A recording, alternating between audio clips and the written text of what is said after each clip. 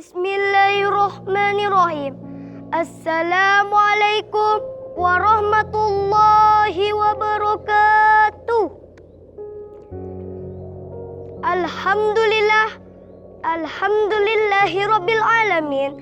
Wassalatu wassalamu ala ashrafil anbiya'i wal mursalin wa ala alihi wa sahbihi ajma'in. Amma ba'd. Hadirin pendengar Dai Milenial Online dimanapun Anda berada. Peran dan fungsi mempelajari Al-Quran bagi generasi muda.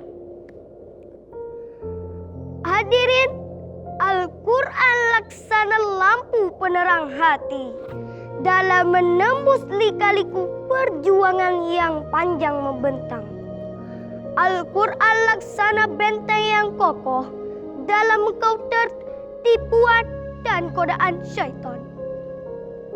Al-Quran laksana ajimat penyelamat dari kesesatan hidup dan kehidupan.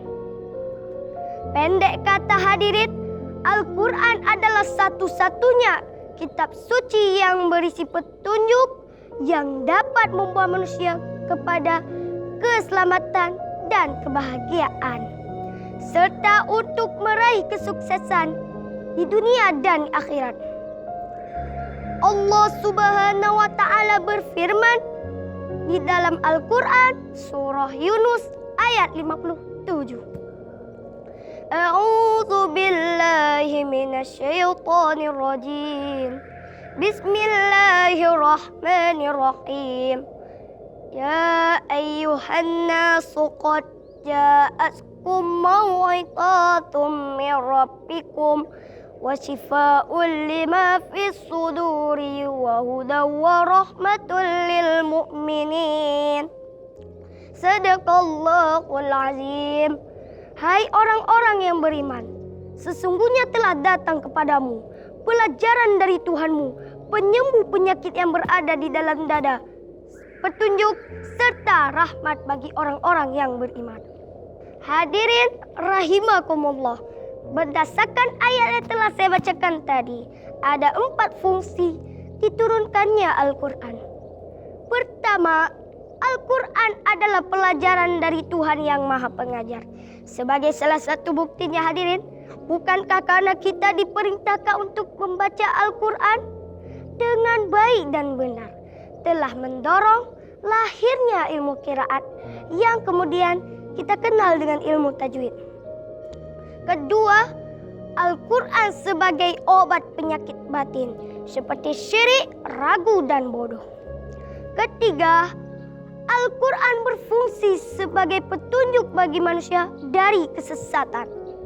Dan yang keempat, Al-Quran berfungsi sebagai rahmat bagi insan yang beriman. Artinya hadirin, kalau Al-Quran sudah kita baca isinya, kita pahami ajarannya, serta kita amalkan petunjuknya, maka ia akan menciptakan ketenangan bagi kita, jauh dari rasa resah dan gelisah, serta mampu menghadapi berbagai problematika hidup dan kehidupan, serta mampu mengantarkan kita kepada kebahagiaan di dunia dan di akhirat.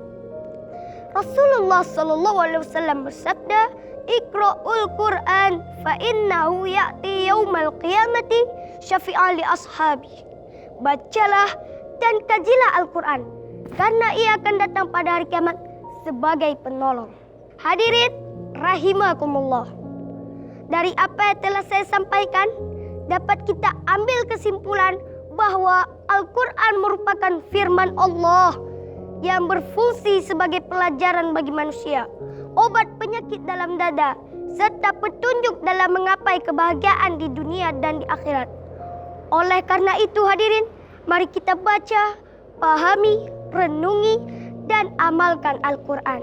Mudah-mudahan dengan cara ini kita mampu hidup bahagia baik dalam lingkungan, keluarga, masyarakat, bangsa, dan negara. Demikian yang dapat saya sampaikan. Wassalamualaikum warahmatullahi wabarakatuh.